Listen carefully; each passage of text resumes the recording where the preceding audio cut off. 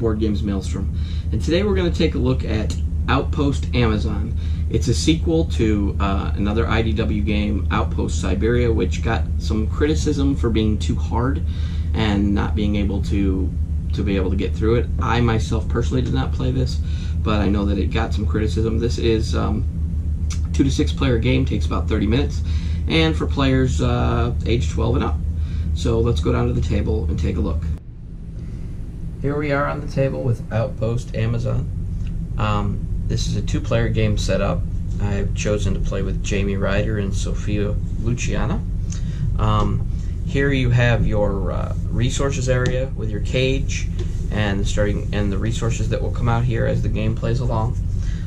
Up here we have the expedition deck, denoted by the purple side up, because this is the side you're going to be looking at when you turn it over. And this is the outpost deck with the green side up, which is what you're going to be looking at. With that, everybody gets dealt 1 outpost card, and then you're ready to begin the game. If you look, when it's an outpost card, you get the small at the top of the card. You'll get that as the benefit you get. If this comes out of the expedition deck, then you would deal with that side of it. But since it's an outpost card, you get the benefit, which is a net, which is also worth. This is also worth 2 attack, I believe, if you use it as attack. And you can capture a threat when it's at its net value. Net value, you may ask, what does that mean? Well, if we look here at the top card of the expedition deck, it's a giant vampire bat. It has a net value of 1. That means that its health has to be at 1 before you can capture it. But this particular creature, while it's in play, it can only be captured by a cage that has a minimum capacity of 15, and your starting cage has a minimum capacity of 14, so you cannot put that in the cage.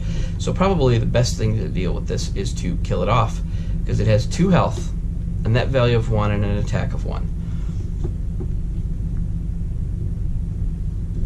Alright, so basically what you do is you start off, you get 1 card, which in this card I got a net, and then I would deal the top 3 cards off the outpost deck.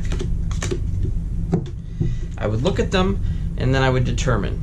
Right here I got wreckage, a torch, and water. Each of these has an attack value on them. I also have I like the fact that it has many uses for the cards. It's the same cards, but depending on where you're getting them from and what you're doing with them, they're different. For this one, I might choose to keep the 3 attack water in my hand, and then I must place 1 of these in our supply area. Now, what a torch does is it chooses 1 threat in play. The effects of that threat are ignored for the rest of that round, which means I'm pretty sure that means that you could it won't attack you at the end of the round. So basically I have to choose 1 of these to discard and 1 to put. This card you can use as 1 attack, or you can use it to discard to get larger cages. So what we're going to do is we're going to put this in the supply area, and we're going to discard this one. Put that back over. That was just for showing purposes. Alright, after you have drawn your cards, let me make sure I don't give you any false information, then you could take your actions. They're optional. You can attack and capture threats, which at the first player is really not going to have any. You can use equipment, which, like if I had a bunch of wreckage in my hand, I could discard them and get a cage, another cage up here. You can only have a maximum number of 10 items between cages and your different equipment that are out here. And then you have to endure an expedition card, and then you exhaust your character card. So basically, after I had drawn my cards, placed what I wanted to place where I wanted to place it, then I would have to draw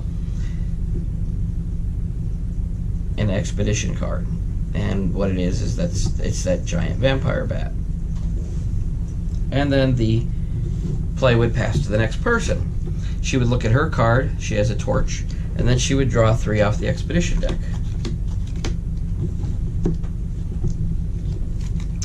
And look at them, and she has a couple of 2 attack cards in water and food. She also has a 2 wreckage, which helps get larger cages out there.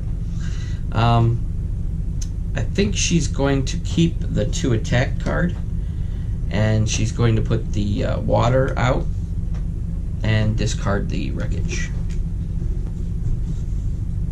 And you and your player will keep going through that until you make it all the way through the expedition deck. And once you run out of, this is the rule that I'm talking about. This rule is not really in the book, so I had to go back to the Outpost Siberia rule book to find it. If, like I said, like I'm saying, if you can find it in the Outpost Amazon rulebook, let me know. Maybe I'm just missing it.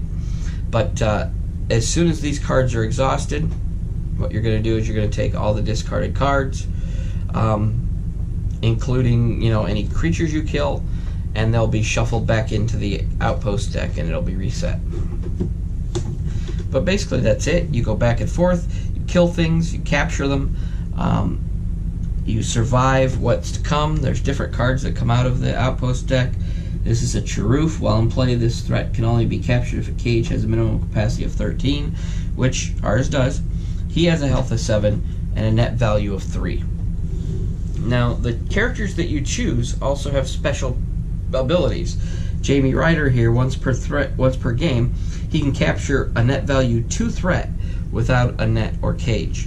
So he can do that as a special power. And Sophia Luciana, once per game, search the discard pile and recover 1 piece of wreckage on your turn. So these are pretty interesting abilities. They help out a lot. But you would keep going through this deck, hitting the different monsters. I don't know if I shuffled this very well, but let's do that.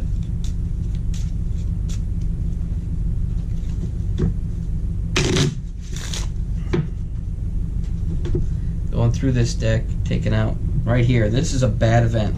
Missing net. Discard 1 net. If possible, discard 1 food or water. If that's impossible, discard 1 card from the Outpost deck. Yeah. So, that's a bad event. This is a good event. You found a healing plant. You have to pay 1 water to get it. You take that into your hand. The effects go into effect immediately. All characters recover 1 hit point, and then it would go into the discard pile. So gradually the Outpost deck is going to be getting larger and larger as you go through the expedition deck. And you would just keep going through all these cards, killing and capturing creatures until you get all the way through it. Now the game can end in one of 2 ways. The first way is you get through the entire expedition deck and you survive. And the second way it can end is if any of the characters' hit points is at 0, one of you die. Or if there's, at the end of any person's turn, there's 5 threats out on the board. That can also end the game. At the end of the game, what you do is you count all the captured creatures' health points, and that is your score. And in the back of the book, there's a little score chart that lets you know how good you did. Great filler game. A lot of fun, a lot of different choices. I love the multiple uses for the cards.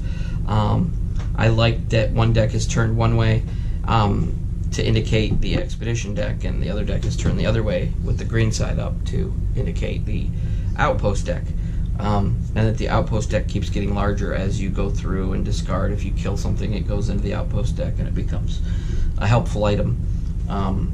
There are good events, there are bad events, there are creatures that you must survive. I enjoyed it when I played it. Me and my wife played it. Me and my kids played it. We enjoyed it. We had a good time. By all means, it's leaps and bounds above Outpost Siberia, but there are some addendum rules for Outpost Siberia which make it more like this. It incorporates the draw 3 cards, put 1 in the supply, put 1 in your hand, put 1 in the discard pile.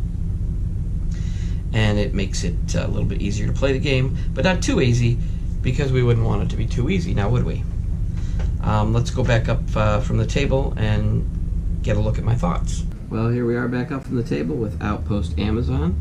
It's a nice little filler.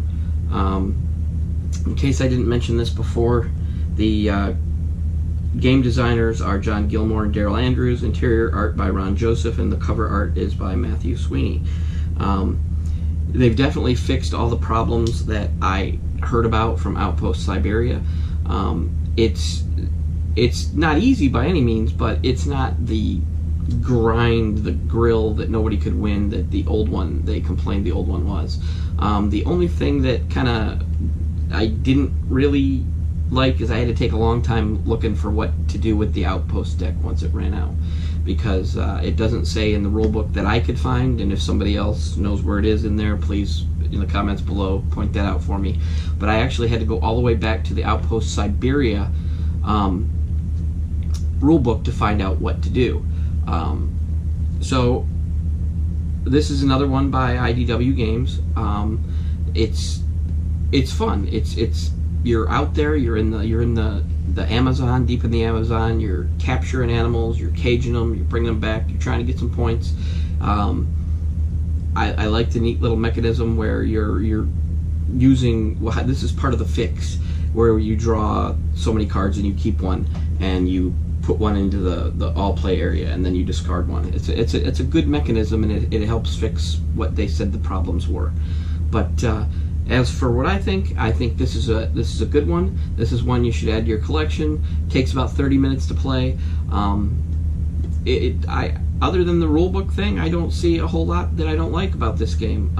If this is something you want in your collection for your filler in between games, or just something that you want to play, over and over again on a game night, I would recommend it. So I'm going to go ahead and give this category 3 out of 5 storms. And thanks for stopping by. GoPro, stop recording.